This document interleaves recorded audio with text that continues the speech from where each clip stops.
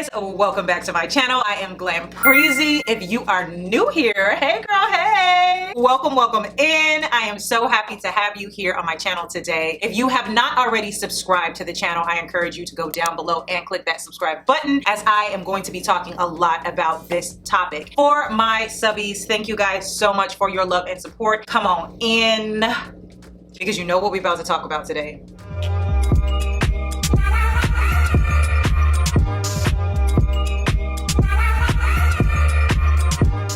So as the thumbnail and the title says, you already know what we're going to be talking about today. The top 10 things that I wish that I had known before having fibroid surgery. Really quick, right before we get into this video, I'm going to assume that everybody has seen my video on how I shrank my fibroids. I always link this video here because it gives you a little bit more context as to why I started this journey, and it is a more in-depth video about what's going on with me and my uterus. Okay, so if you have not watched that video, please go and check it out. I also have a playlist of other related videos right here, so please check those out after you watch this video. Okay, so the top 10 things that I wish I had known before going ahead and having a laparoscopic myomectomy. That is the medical name for a fibroid surgery. And this is a, for lack of better words, robot-assisted removal surgery of my fibroids, okay? So I had that surgery in 2019, as I mentioned in that fibroid video, and I had about 8 fibroids removed. I remember at that time when they gave me my first scans, they thought they were gonna be removing 4. Yeah. They got in there and they were like, it's way more going on in here than we thought. So I remember my mother telling me that they came out and they told her, hey, you know, we found additional fibroids and she's going to be in surgery for a bit longer. I have my notes here as always because I'd like to stay on track. I'm trying to keep these videos nice and sweet and short for y'all. Don't want to go ahead and ramble and lose my train of thought. So the number one thing that I wish I had known before having that surgery, and I guess this one is kind of obvious, but I wish that I had known that I could shrink and manage the fibroids naturally without surgery. Obviously, that's one of the major things that I really wish that someone had told me. And it's not like I didn't do research prior to having that surgery. It was almost like the information was elusive. So that's one of my driving forces in continuing to put this information out here. I am by no means a medical professional, and I am not suggesting that you do not seek care with your doctor. Obviously, you want to go ahead and do that, but this is my journey, this is my story, and these are my opinions. And I was not well educated about other options prior to having that surgery. I feel like everything that came up, especially on YouTube, was getting surgery or getting a hysterectomy. And so I thought to myself, this is better than getting a hysterectomy, so I'm gonna just stick with this. I really do regret that that information did not cross me. But then again, I guess I can't have any regrets because that landed me here. Number 2, the second thing that I wish that I had known before getting this fibroid surgery is that doctors, medical doctors, are often not equipped to help assist you heal your body. That's just a lot. I know I'm gonna get a lot of comments on that one, but that's just not what Western medicine is about. It is definitely not about healing your body and balancing your body. It's more of a symptom-driven system where they address the symptoms instead of the cause. Especially when it comes to natural healing, medical doctors are not trained to help educate you on what your options are for natural solutions. So I know sometimes in my videos I do talk a lot about how doctors were not very clear about the fact that fibroids could be shrank on their own naturally, and that's a slippery slope. I'm gonna start I don't want to go down the slippery slope right there, but you know, as I have educated myself and found out that hey, there are other types of doctors. There's naturopathic doctors that are actual medical doctors trained in naturopathic ways to help heal and balance your body. So just know that. I think that I held a little bit of resentment there. I'm not saying that the doctor should have pushed surgery on me or hysterectomies and all the other things that they've done, because I definitely think they were very negligent in the way that my specific case was managed and handled, but me not knowing that this is literally not what they went to school for, and it's not their fault. It is the way that the Western medicine system is meant to be, and that's just that. Third, I wish I had known how painful it was gonna be. Oh my God. Now granted, that was my first major surgery, but coming from a person with a pretty decently high pain tolerance, that challenged me. It was a very, very rough recovery. I remember till this day, I remember when I came out of surgery, I came out wanting to fight the doctor. Like, I woke up in like screaming pain, and managing my pain over that 6 weeks that it took me to even get out of my house and do normal things was insane. If you guys want a video on my surgery story in particular, please let me know down in the comments, because I would love to tell you about my actual surgery story. But the pain management was insane. They tried everything, and I was in so much pain. And that is by no means meant to discourage you, but if ain't nobody told you, because a lot of the doctors and the nurses were making it seem like, oh, it's easy, it's no girl, it's not easy, and you do need help. You do need assistance after that surgery at home. Don't go that alone. Try to have somebody there to help you, because I literally could not even get up to go to the bathroom by myself. You know what I mean? So number 4, I wish that I had known that having that surgery was not going to change my periods. Like, I literally thought, I'm having surgery, everything is gonna be fine, I'm gonna be balanced, I'm gonna be back to normal. No girl, joke's on you. It does not help to balance your periods because you're not treating the root cause. That didn't even occur to me. Girl, I thought I was gonna have that surgery and I was gonna be scot-free. That's not the way it works, sweetheart. If they are not treating you and helping you, or if you are not treating you and helping you to balance your body and treat the root cause of why you are growing fibroids at that rate or size or what have you, and why you are having these terrible symptoms and periods and what have you, they are going to come back. And the messed up thing is that I'm just thinking back to like the surgery, the periods almost just fell back into their terrible nature afterwards, to be honest with you. There was no period in which I was like, oh wow, I feel better now. No, they continue to be heavy, they continue to be painful, etc., etc. I just didn't have the fibroids until I did again. So that brings us right into number 5. I wish that I had known that surgery does not treat the cause of fibroids. Do you hear me? Can you hear me? It does not treat the cause. And please understand, sometimes surgery is absolutely necessary when it's like a life or death situation and they are needing to be removed immediately because they are doing something with your organs or life, death, whatever. I do understand that, but they're literally just removing the product of something bigger. And unfortunately, that comes in the form of a major surgery and putting you under, okay? But they're not addressing the root cause, as I said in number 4 reason. I did not know that. So going on to number 6, I wish that I had known that my particular case was not as dire as the doctors were making it seem. Now, your case and your situation is your own. Please, please, please make sure that you partner with your medical professional on making a decision to move forward with this. I have to say that disclaimer. In my particular case, even though I was big and pregnant looking and I had 8 fibroids in my uterus, and if I'm not mistaken, I think my uterus had expanded to somewhere like a 6-month pregnancy. Even in that state, it wasn't life and death. It wasn't dire, but you guys, I was so scared. The doctors really leveraged my fear and created more panic than what was necessary to push me into having surgery. And I definitely got a second and third opinion. Even though I didn't have the information that I have now, I still wasn't playing. You know what I mean? I was still like, let me make sure I find the right doctor, this, that, and the other.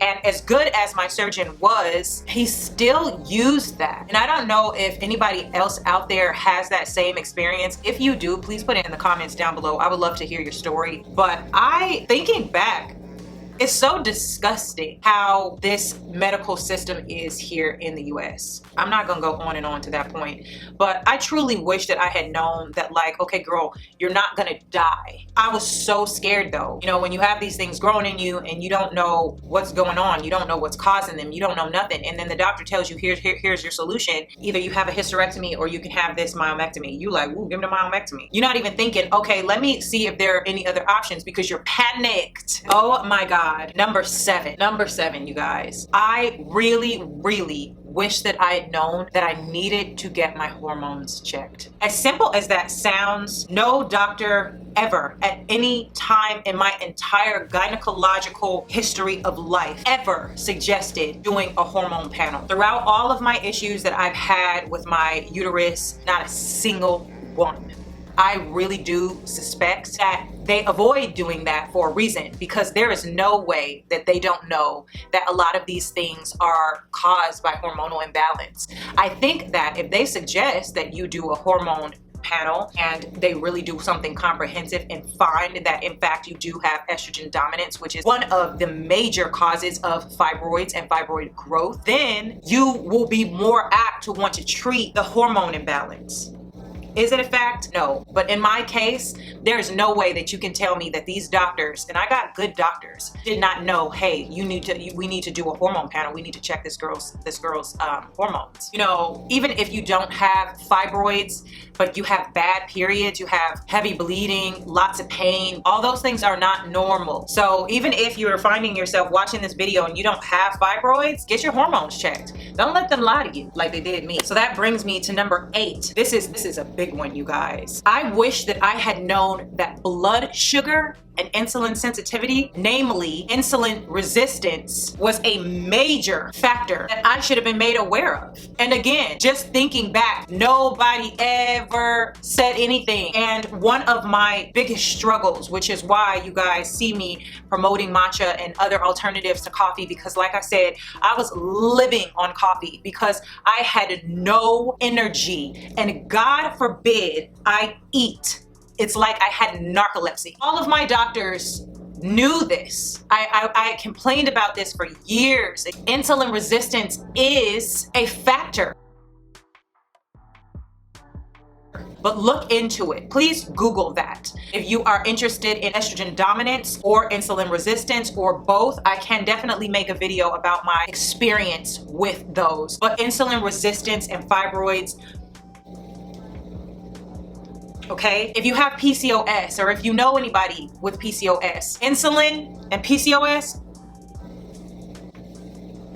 they go together. Number 9, we are almost to the end. I wish that I had known that fibroids can and will grow back if you do not treat the root cause. And if you are new here and you have not already gone over and watched the other videos, after me getting this laparoscopic myomectomy in 2019, my fibroids came back with a vengeance. They grew back like that. They didn't prepare me for that. They didn't prepare me for that. And of course, by no means did the doctor know that 2 years, 3 years later, the damn fibroids were gonna come right back like they did. But I want you to know, because I did not know. If you are choosing to have surgery, please understand that removing fibroids from your uterus does not mean that they are not going to come back. Please take that into consideration, because you could save yourself a lot of time, pain, money, all the things. Throughout this journey, I have learned that it's not so much about the shrinking of the fibroids as it is about treating the cause, the root causes that are triggering them to grow, lifestyle changes that support that, because it's more about management of the things that caused it in the first place. Number 10, we are at the end. This is kind of a personal one for me, and I don't know if anybody else in here has had this surgery, but I wish that I had known the psychological effects that having the surgery and going down this road were going to have on me, and more so like compromising my uterus, and without getting too soppy and like into it, just knowing that I had compromised my uterus and that I don't have any children moving forward, like trying to get pregnant or wanting to have a baby if I had chosen to, that, you know, now my uterus has been cut into and this is now going to create issues if I ever want to get pregnant. That right there, it weighed on me so much, you guys. It really did. And I know it sounds really stupid, but it got to me. And when they came back, I really had a hard time. I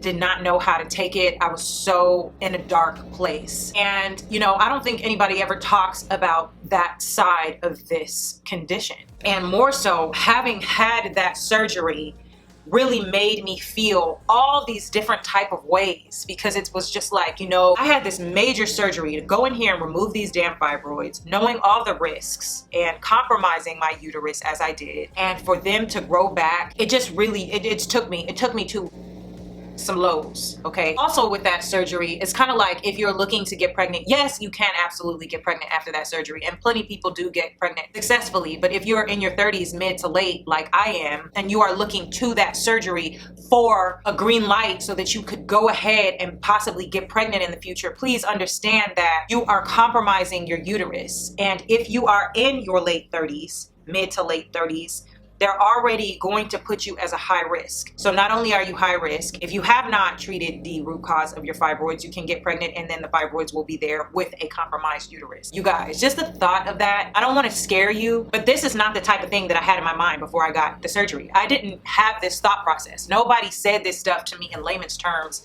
Really, you know, I don't think that sat with me because I didn't think I had any option. So coming out on the other side, I felt very guilty for having put myself in that position, especially after I learned that I could shrink and manage them naturally. I want to leave it on that note. I don't want to go too far deep into that. I also do very much want to do a video on fibroids and mental health. If you guys are interested in that, please let me know in the comments down below. As always, I am very, very grateful and am so happy to be in a position to be able to create the community that I'm creating through these videos, and to be able to speak my story, and hopefully my story resonates with you guys on such a level that it inspires you to take agency over your body and to advocate for yourself in a way that you were not able to before you knew this information. Knowledge is power, and I am so dedicated and very passionate about women's health.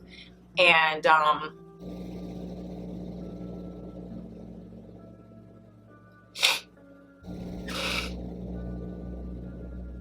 I'm sorry, y'all. Ooh, child, I just got mad emotional right there. Nose starts sweating. But I have suffered so much because of this issue. And if I can save you, I'm sorry, I had to get it together. I got so emotional. Whoa. Okay, so if I can save you the trouble by speaking my story, if I can help one person by telling you all everything that I have learned, everything that I have gone through, then I'm gonna do it. And I really do hope that these videos are helping you guys. Ooh, child, I'm sweating. And I know that you guys know how I feel, because if you've been through this, then I know you know. Ooh. But if I can advocate for you and give you a little piece of knowledge, plant that seed in your heart, in your mind and spirit, to be strong enough to continue to fight for your health in this system. There are so many things that are broken and wrong with this system, especially when you are brown. You know, we shouldn't even have to be talking about this still, but I just hope that this is reaching you guys and resonating with you guys on an impactful level.